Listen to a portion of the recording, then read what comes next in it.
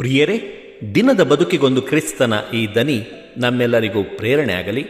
ತಪಸ್ಸು ಕಾಲದ ಮೊದಲನೇ ವಾರ, ಮಾರ್ಚ್ 13, 2025 ಗುರುವಾರ. ಮತ್ತಾಯನು ಬರೆದ ಪವಿತ್ರ ಶುಭ ಸಂದೇಶದಿಂದ ವಾಚನ. 7ನೇ ಅಧ್ಯಾಯ 7ರಿಂದ 12ರವರೆಗಿನ ವಚನಗಳು. ಆ ಕಾಲದಲ್ಲಿ ಯೇಸು ತಮ್ಮ ಶಿಷ್ಯರಿಗೆ ಹೀಗೆಂದರು: ಕೇಳಿರಿ, ನಿಮಗೆ ಕೊಡಲಾಗುವುದು; ಹುಡುಕಿರಿ, ನಿಮಗೆ ಸಿಗುವುದು; ತಟ್ಟಿರಿ, ನಿಮಗೆ ಬಾಗಿಲು ತೆರೆಯಲಾಗುವುದು.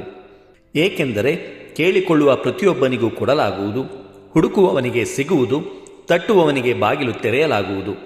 ನಿಮ್ಮಲ್ಲಿ ಯಾವನು ತಾನೇ ತನ್ನ ಮಗ ರೊಟ್ಟಿಯನ್ನು ಕೇಳಿದರೆ ಕಲ್ಲನ್ನು ಕೊಟ್ಟಾನು? ಮೀನನ್ನು ಕೇಳಿದರೆ ಹಾವನ್ನು ಕೊಟ್ಟಾನು? ಕೆಟ್ಟವರಾದ ನೀವೇ ನಿಮ್ಮ ಮಕ್ಕಳಿಗೆ ಒಳ್ಳೆಯ ಪದಾರ್ಥಗಳನ್ನು ಕೊಡಬಲ್ಲವರಾದರೆ, ಅದಕ್ಕಿಂತಲೂ ಎಷ್ಟೋ ಹೆಚ್ಚಾಗಿ ಸ್ವರ್ಗದಲ್ಲಿರುವ ನಿಮ್ಮ ತಂದೆ ತಮ್ಮನ್ನು ಕೇಳಿಕೊಳ್ಳುವವರಿಗೆ ಒಳ್ಳೆಯ ಕೊಡುಗೆಗಳನ್ನು ಕೊಡಬಲ್ಲರು. ಜನರು ನಿಮಗೆ ಏನೇನು ಮಾಡಬೇಕೆಂದು ನೀವು ಅಪೇಕ್ಷಿಸುತ್ತೀರೋ ಅದನ್ನೇ ನೀವು ಅವರಿಗೆ ಮಾಡಿ. ಧರ್ಮಶಾಸ್ತ್ರದ ಹಾಗೂ ಪ್ರವಾದನೆಗಳ ಸಾರ ಇದೆ.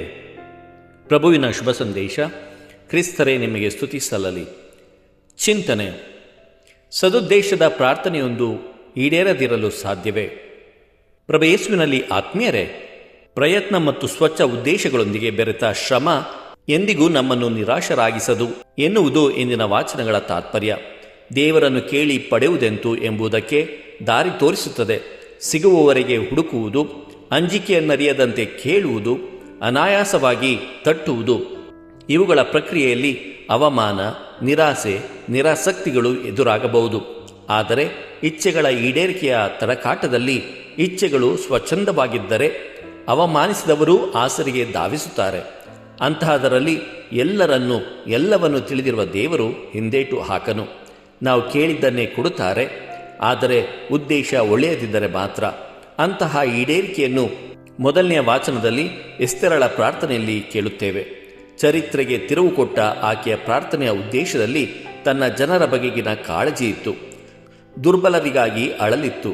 ದುರ್ಜನರ ನಡೆಗೆ ಖಂಡನೆ ಇತ್ತು. ಅಂತಹ ಸದುದ್ದೇಶದ ಪ್ರಾರ್ಥನೆಯೊಂದು ಈಡೇರದಿರಲು ಸಾಧ್ಯವೇ?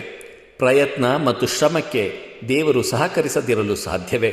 ನಮ್ಮ ಬಯಕೆ ಪ್ರಾರ್ಥನೆಗಳಲ್ಲಿ ಪರರ ಏಳಿಗೆಯನ್ನು ಬಯಸುವ ಹಸನು ಬದುಕನ್ನು ಇಚ್ಛಿಸೋಣ.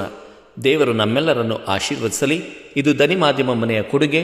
ಧ್ವನಿ ವಂದನೆಯ ಸ್ವಾಮಿ ಶಾಂತಕುಮಾರ್ ಜೆ, ಬೆಂಗಳೂರು ಮಹಾಧರ್ಮ ಕ್ಷೇತ್ರ. ಪ್ರಿಯರೇ, ಈ ಚಾನೆಲ್ ಅನ್ನು ಸಬ್ಸ್ಕ್ರೈಬ್ ಮಾಡಿ. ಪ್ರತಿದಿನ ದೇವರ ವಾಕ್ಯವನ್ನು ಆಲಿಸುತ್ತಾ ಅದನ್ನು ಇತರರೊಂದಿಗೆ ಹಂಚಿಕೊಳ್ಳಲು ನಮಗೆ ನೆರವಾಗಿರಿ. ಧನ್ಯವಾದಗಳು.